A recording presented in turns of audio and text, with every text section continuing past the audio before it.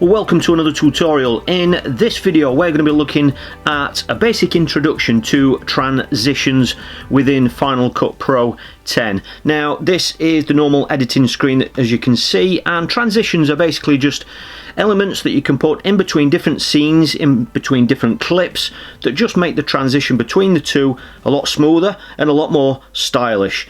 So here we've got the clip here, as you can see, and as we run it across the timeline, you can see it's somebody just quite simply writing and scribbling on a pad. So the great thing in Final Cut Pro is when you hover the cursor over different elements, like the ones that we've got over here, different features, it actually tells you what each one is for. So if you're not too good at remembering what each one's for, you can simply just hover the cursor over the top of each one and it just gives you a reminder of which one it applies to. So if we go right over here to the right, here we can see show or hide the transition browser. So if we just click on that, that will open up the transition window, and all the way down here now we can see all the different types of transitions that we can get access to. Now it's just worth warning and pointing out that when you purchase or when you first initially get Final Cut Pro, there are transitions already built in to the software itself. However, if you don't like the selection there, or you want to expand your selection,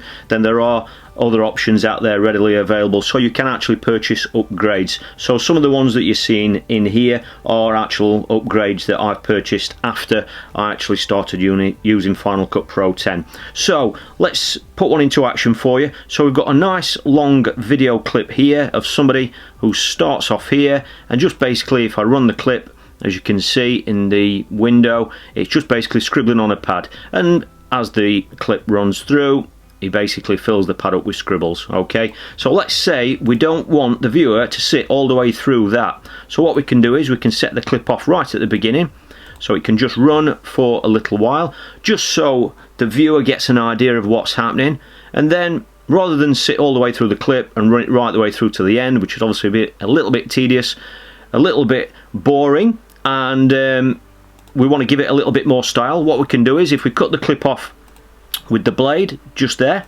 and what we can do then is just select the next point where we want the clip to continue. Okay, so we can run right down to the bottom end here. So if we run it to about there, we can just simply delete that middle section. So what you've got then is a sharp jump. If we just run the clip here, so we'll just let that run so we can see the jump. It's going to get to the end of that first clip, and then it continues at the bottom of the pad. Now what we can do is, to make that a little bit more interesting for the viewer, is this area here in between the two clips we can actually add a transition.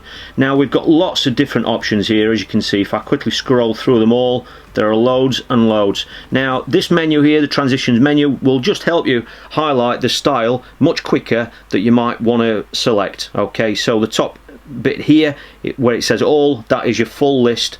Down here, all of the transitions that you've got within your program. You can highlight out the ones that are a different style, the ones that are blur style. So if we click on blurs, now these are all the blur styles of transitions, and a great feature about this is that if you get your cursor and slowly run it over the top of each transition within the main video window, it will give you an example of what it will look like. So as we run the cursor across it like that, as you can see, that's a nice blur effect, and it's showing a blur in between two different clips. The next one underneath is Radial, so let's have a look what that's like. Just run your cursor over it. So by doing that, it's giving you a brilliant example of what it's going to look like. Okay, now we've got dissolves, that's the next one down, and these are more dissolving in between the two transitions, sorry, in between the two clips. Okay, we've then got, that's an extra package that I purchased. We've got lights, which is basically lighting effects that act as transitions. Okay, we've then got movements, which as the name suggests, it means elements or parts of the transition are actually moving from one to the other. Different examples there, we've got ones that flip round like that. There are loads of options. We've got objects, as the name suggests, they are physical objects that are moving across the screen. We've got replicators and clones.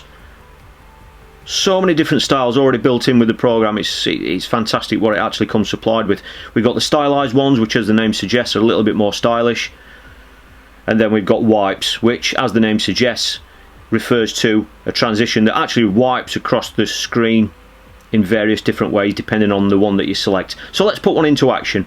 Okay, so we're on wipes now, so let's go with band. So all you do is simply click on it, click on the one that you want, and drag it over to where you want it to be placed within the actual timeline. Okay, so if we just run that now, that's all you simply do, and that will flip between the two. There we go. Now that was a little bit quick, I'll be absolutely honest. If I was watching that, let's run it again. It's a little bit quick, it's not quite the effect. So one of the things that you can do, if you take your cursor and go over the actual transition itself while it's highlighted, and if you just right click, you can change the duration of the actual transition. So if we click change duration, that has now highlighted this time period here, and we can physically type in with the numbers on the keyboard to determine the length or the duration of this transition. So if we change that now to say 5, press enter, and as you can see now the transition is much wider, and that's because it's slower. Okay, so let's run it again from just before it starts, and there you go, we've really slowed it right down now. Now that's a little bit too slow, but the speed and the duration will really depend on the type of transition that you're selecting. Some are a lot more effective, a lot more stylish than others, and it's just a case of getting the right speed for the right transition that you select. Well, I hope you've enjoyed this introduction to transitions within Final Cut Pro X. It's something that can really change the style and effectiveness of your videos.